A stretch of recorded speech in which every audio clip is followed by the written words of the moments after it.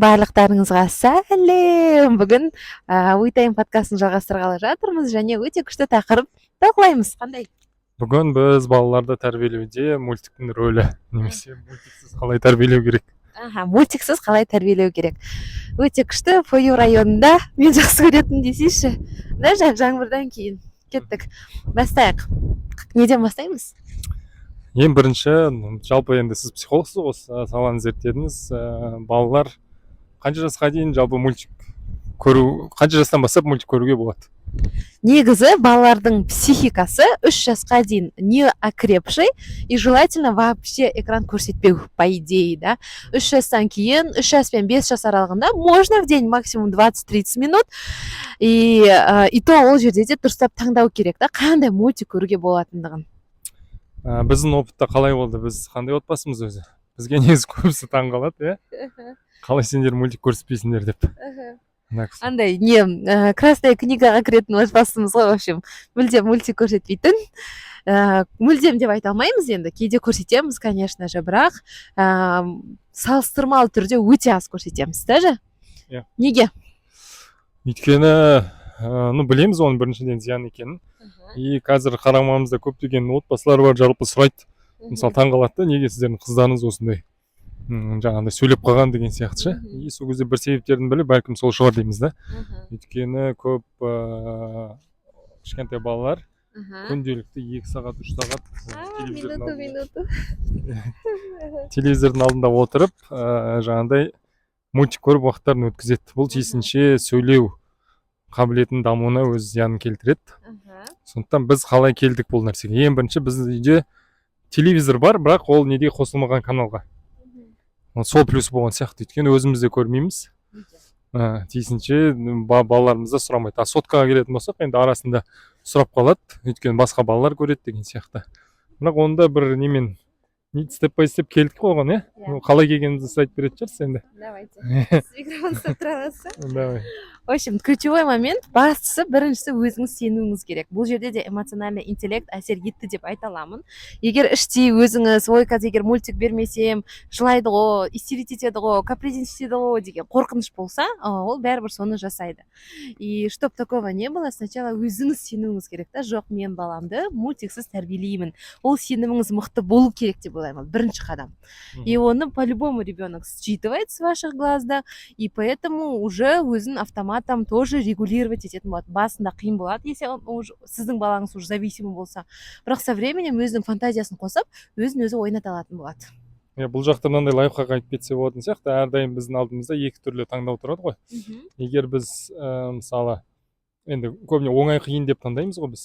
Негізі оңайы ол мультик бере салу. Қиыны как будто сол баламен отырып, онымен кітап оқыту, ойыншықпен ойнату деген сияқты. Бірақ бұл жақта қиын деп қарамау керек, оңай немесе оңайырақ. Мультик бере салып оңайырақ, бірақ баламен отырып ойна, оның көңілін алу шынымен оңай нәрсе да. Мысалы мен қарапайым Әміремен байқадым. Жақынырақ қойыңыз. Әміремен байқадым, қалай болды? Ойнағысы келеді. Жерге қойып тұрып кетсем, жылап бастайды да. Сосын қалай бұның тілін тапсам болады деп, сол кезде жаңағыдай ойыма түсті, баланың деңгейіне түсу дегенше, ол физикалық тұрғыда деңгейіне түсу керек екен да. Бірге отырсаң баламен, сен де ойыншықты ұстасаң, жаңағыдай бар концентрацияңды, вниманиеңді берсең, кемінде 5-10 минуттық контакт қой. Ары қарай бала уже өзі алып ойнап кетеді екен да. Қарап уже өз жұмыстарын есе берсін. Тура сол сияқты сізден де байқайтынмын, сайдамен сөйтетінсіз. Келіп отырып бірге ойнап бір нәрселер айтқаннан кейін, ол уже соған қызығып бастайды да. Одан кейін ал мультик бере сал оңай да. Өйткені соткада тұр, интернет сені вообще не істемейді, балаң тып-тыныш отырады. Керек болса 1 сағат, 1,5 сағат кейде жаңағыдай әжетханаға баруды ұмытып кететін балалар болды. Вот, сондықтан сол осы лайфхакты қолдану керек деп ойлаймын. Оңай немесе оңайырақ сіз қайсысын таңдайсыз? Біз оңайын таңдадық. Оңайырағы мультик болатын. Мысалы біз мультикті апта іші мүлдем қоспаймыз. Даже Саида забывает даже. Мүлдем қоспаймыз. Суббота, воскресенье можем пошалить, даем себе время, но и то пытаемся, стараемся 20-25 минут көрсетіп, потом тоқтатып, потом тағы деген сияқты. Мысалы егер қалау болса. Даже?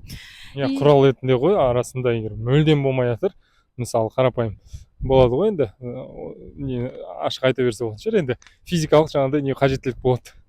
Сен балаң жібермей жатыр, амал жоқ, хотя беріп барып сол қажеттіліктерін өтеп одан Да, кейін это не істесең. элементарно, просто өзіңе уақыт арнау. Бывает, например, у женщин уходовая косметика, например, очень охота этим заняться. Құрал ретінде болады. И бастысы баламен келісіп кету керек. Жаным, мен қазір кетемін, бірақ 5 минутта келемін, мына бітіргеннен кейін сен де тоқтатасың дегендей. И басында келісіп кеткендіктен бала есінде болады. Біз ойлаймыз есінде жоқ деп, бірақ есінде болады, и одан кейін тоқтатқанда ол қатты истерить етпейді. Басында истерить ету мүмкін.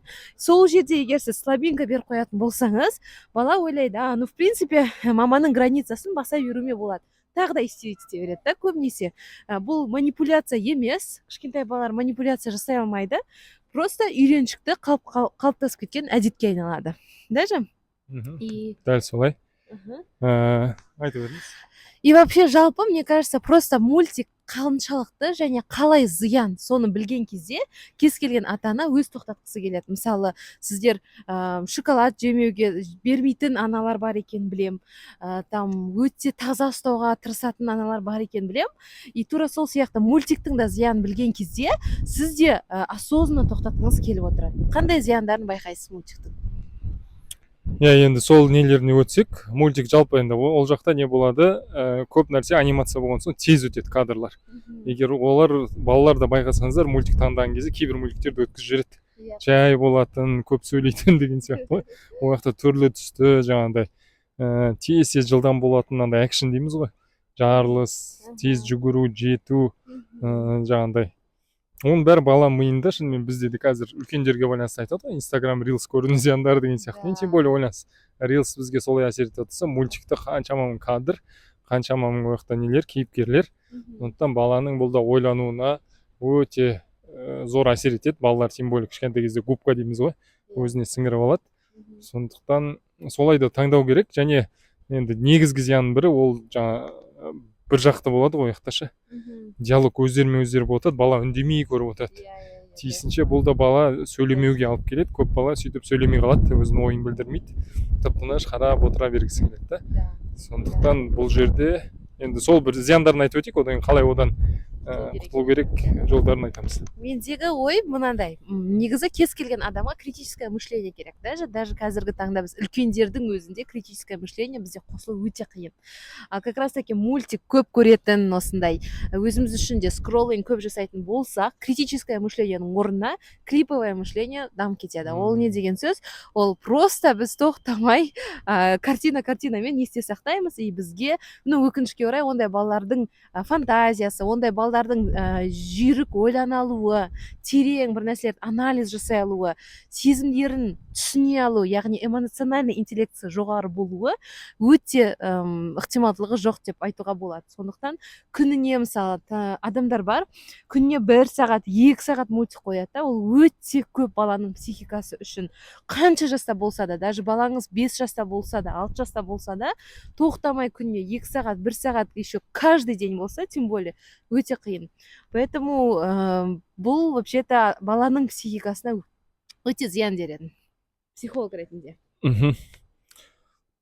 Негізгі зияндар сол. Одан кейін зиян енді шынымен көзге байланысты. Өйткені көз отырады, физикалық.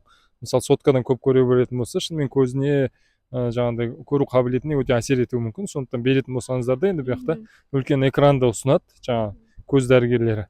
Бірақ біз ол үлкен экранға қарап отырудың өзі де зиян деп ойлаймыз. Конечно. Сондықтан бұл зиянды да ескеру керек. Одан кейінгі зияны жаңағыдай қалай десек болады бұны. В общем, өмірі жаңа клиповое мышление соған кіріп кететін шығар.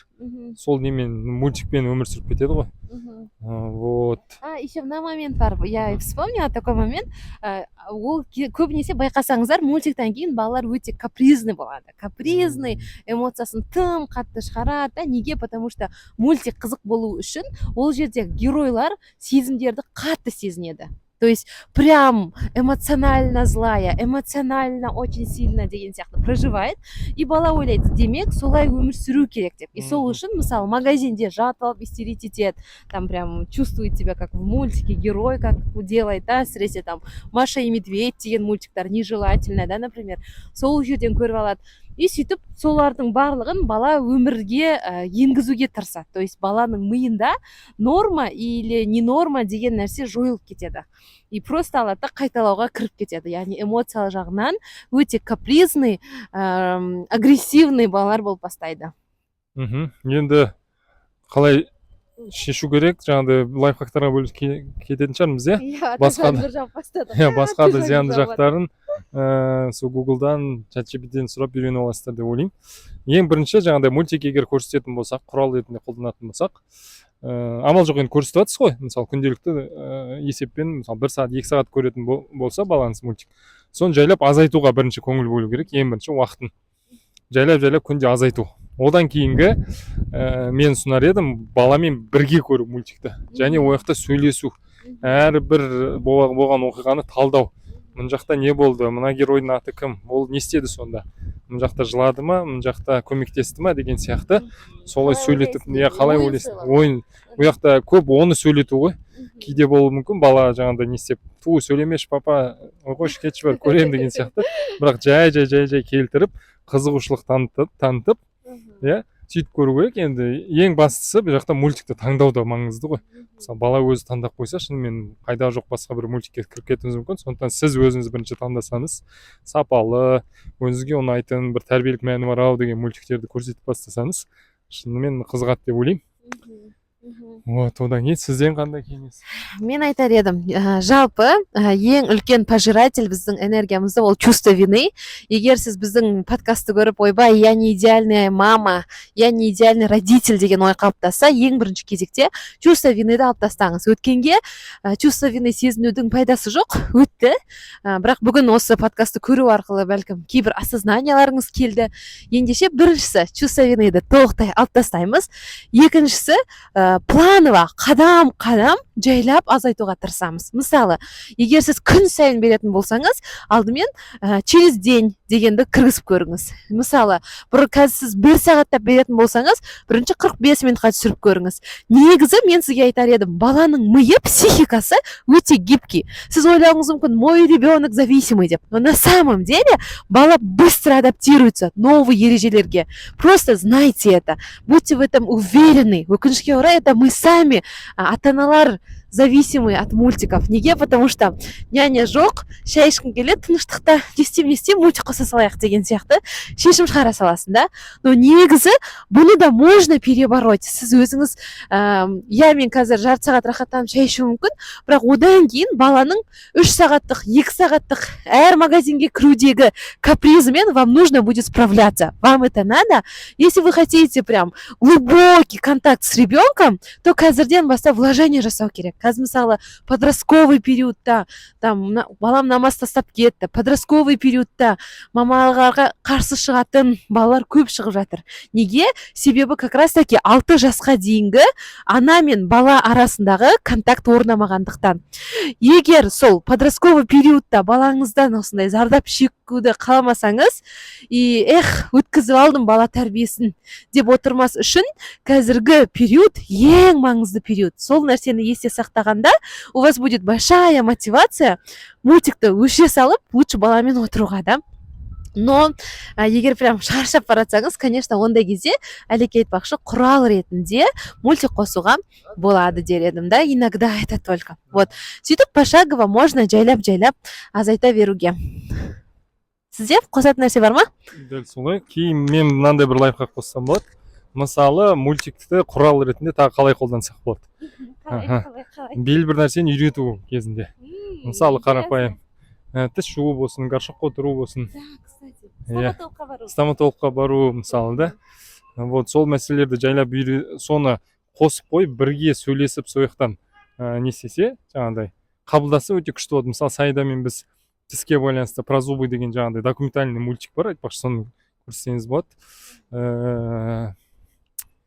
Наше дело деген, біз соны көрсеттік. Сояқта тіс туралы жаңағыдай мультик қылып и документальный фильм түсірген ғой. Сояқта Ваня деген кейіпкер бар. Сол тісін жумай ұйықтап қалады. Сол Ваня бір өлі болса, уже ассоциация бар, да. Саида, Ваня проспал, он говорит, что если стоматологу, чтобы часто не пойти, надо мыть зубы 2 раза в день деген сияқты, жаңағыдай осы нәрсені ұғып алған миына. и сөйтіп Ваня деп уже есіне түседі да, Саида Ваня говорит десең, зубы надо чистить деп, уже тісін жуу керек деп барып тісін жуа береді. Вот, сол сияқты сондай моменттерді сөйтіп дайындасаңыздар болады, құрал ретінде пайдаланып. Онда енді ол да бір кішігірім зерттеуді талап етеді, сондықтан қарап көріп ыңғайлы жаңағыдай таңдай білсеңіздер сол контенттерді, меніңше жақсы болады деп ойлаймын. Вот. Сөйтіп, в общем, өзіміз ғана қызыл кітапқа енбей, сіздерді де бізбен бірге қызыл кітапқа енетін ата-аналарға шақырамыз. Не забывайте, что родительство не может быть идеальным, но он может быть осознанным. Сол үшін осындай кішігірім қадамдармен, иншаллах, жарқын болашақ бізді күтеді деп армандап кетсеңдер. Иә, өте маңызды сол балаларға көңіл бөлу, олардың осы бір сәттері өмірде мүлдем болмайды, сондықтан ол уақыттарды, сізбен бірге болған уақыттарды интернеттегі жазылған бір мультикті көрумен емес, сіздермен бақытты өткізуді жазсын. Сол бақытты отбасылар, бақытты балалар, бақытты ата-аналар көп болсын. Сол барлықтарымызға Алла жеңілдік берсін. Енді оңай емес бала қарау деген. Ол өзі бөлек ғылым. Сондықтан осы ғылымға бізде үлесіміз болсын деп осы подкаст түсіріп жатырмық. Ұнаса коммент қалдырыңыздар, лайк басыңыздар, ұсыныс білдіріңіздер. Біз енді сол бүгін Әміренің ұйықтағанын пайдаланып, өйстіп подкастты осындай кейіпте түсіріп жатырмық, орынға, мекенге, жаңбырға қарамастан. Сіздерге ұнайды деген үміттеміз. Келесі эпизодтарда, келесі подкасттарда көріскенше. Сау болыңыздар. Лайк, репост, коммент.